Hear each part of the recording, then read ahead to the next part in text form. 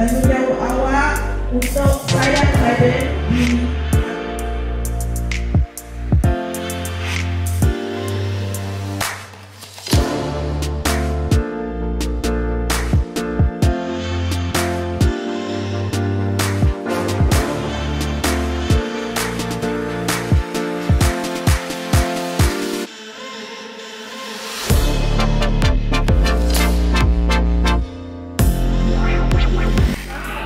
Saya kini berada di kelas 1 Melo.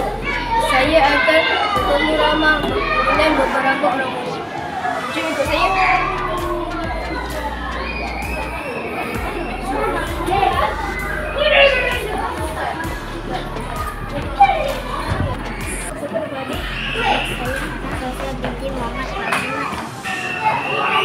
Apakah perasaan adik apabila masuk ke 1 Melo?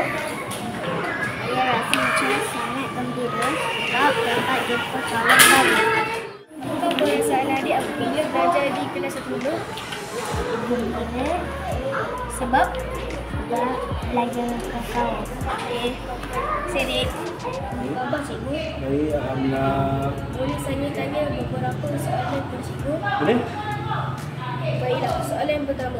Bagaimana persediaan cikgu dalam menyambut sesi persekolahan 2025? Okey, alhamdulillah sesi 2025-2026 ini macam saya, rutin saya sebagai guru PHM, saya akan membuat persediaan dari segi yang pertama sekali, kursi meja murid.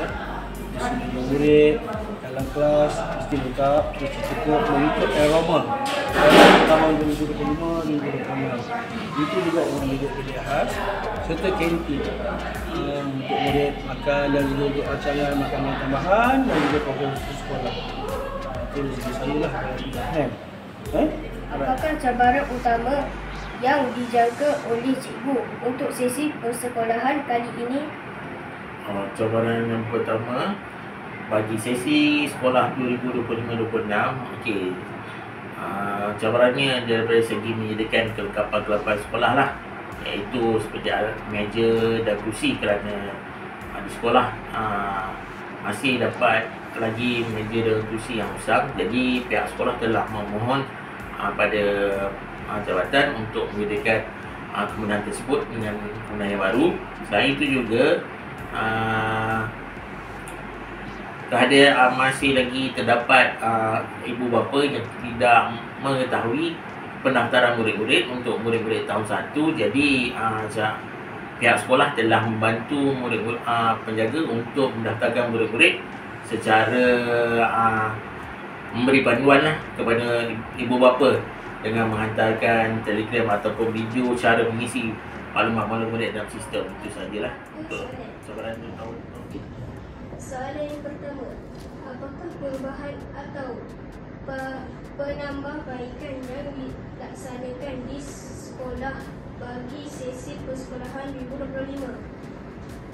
Baik, untuk penambahbaikan persekolahan sesi 2025-26, okay, Guru Besar bercadang untuk meningkatkan prestasi guru dahulu, komitmen serta bagaimana guru lebih cemerlang, barulah akan diikuti oleh murid-murid semua dengan beberapa program akan dilaksanakan mengikut rancangan pihak pentadbir. Baiklah, soalan yang kedua, apakah perancangan Tuan dan dalam meningkatkan prestasi akademik dan kurikulum murid?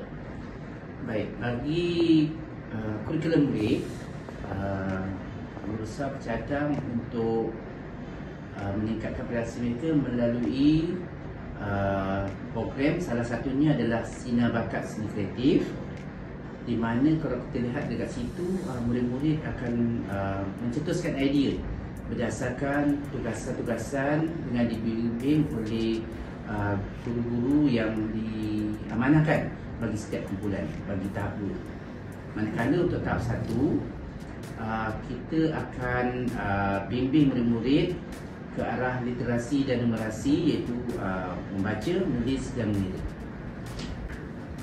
Terima kasih Tuan kerana meluangkan masa bersama kami.